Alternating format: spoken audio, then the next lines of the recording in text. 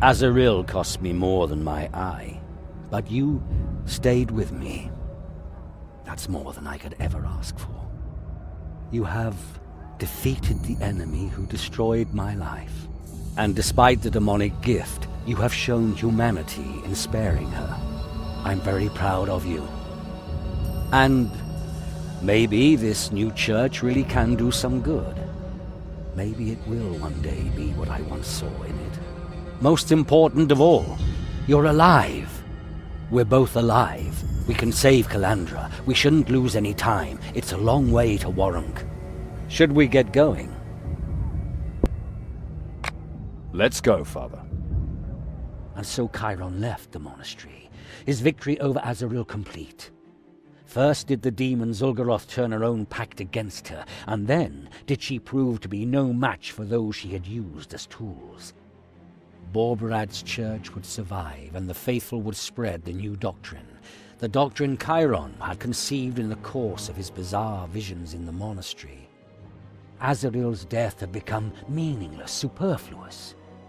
In Zul'Goroth, she and Chiron now had a common enemy. An enemy that knew how to use Calandra's ambition and her gift to open a gate into the realm of men. Chiron returned to Moloch Mountain in the company of the man he considered his father. Here the lovers would meet again. Here the final decision about Borberad's paladin would be made.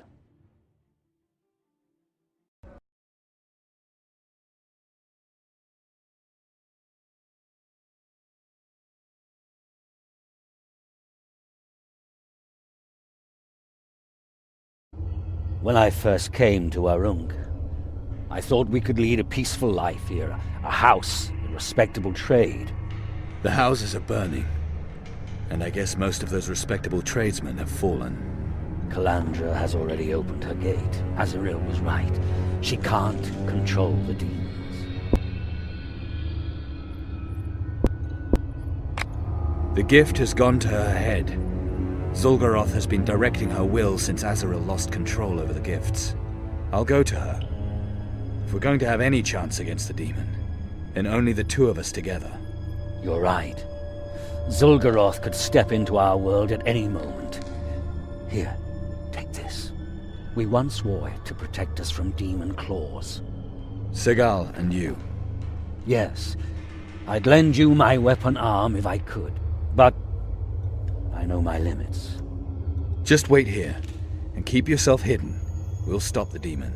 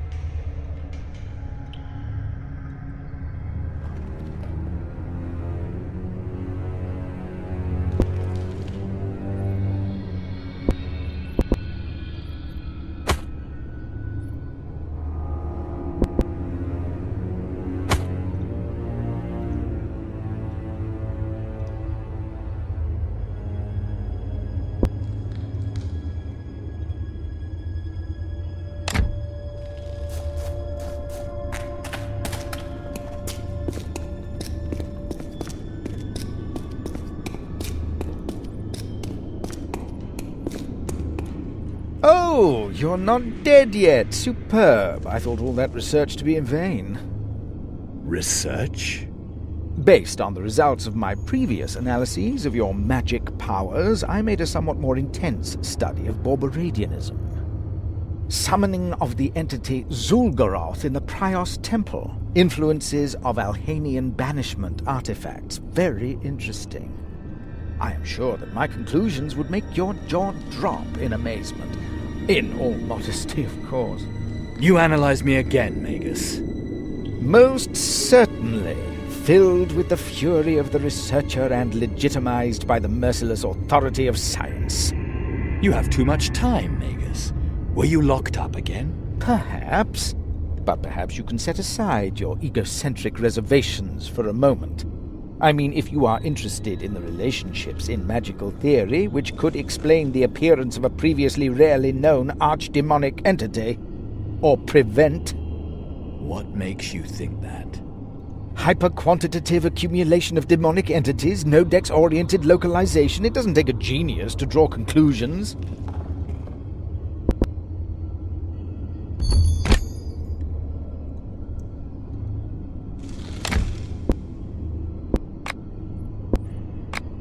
What exactly is a Limbus Gate?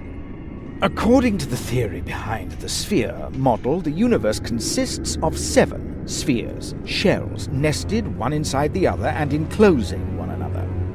Our sphere is referred to as the 3rd. Then come the realm of the dead in the 4th, the so-called citadel of the gods in the 5th, and the star wall in the 6th sphere. The 7th sphere is attributed to infinite chaos and is considered the birthplace of the demonic entities. Limbus gates break through these shells. They permit travel through the interstices, the limbus. And if one were to open such a conduit to the 7th sphere without something on the order of a demigod waiting at this end to oppose the new arrivals, then one will learn the hard way why these Limbus gates are also called Gates of Horror. Zul'Goroth, the creator of the demonic gifts, held me. Of his own free will. He was probably following an entirely different goal than he made you believe.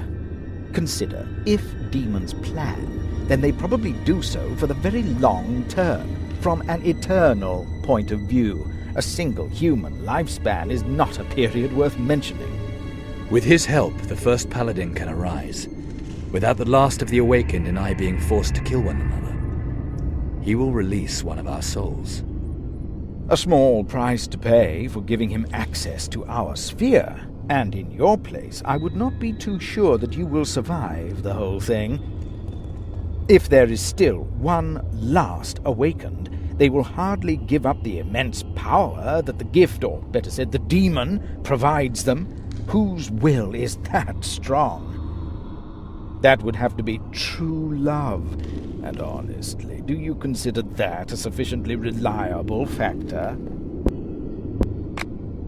You know of the merging of the demonic gifts? The first paladin. It's a shame that you, of all people, have been chosen. You've been such an interesting case study. Perhaps you can continue to study me. The awakened no longer need to kill one another. You really believe that it will be that easy? That the paladin will arise, and that which rumbles over there will withdraw in fear?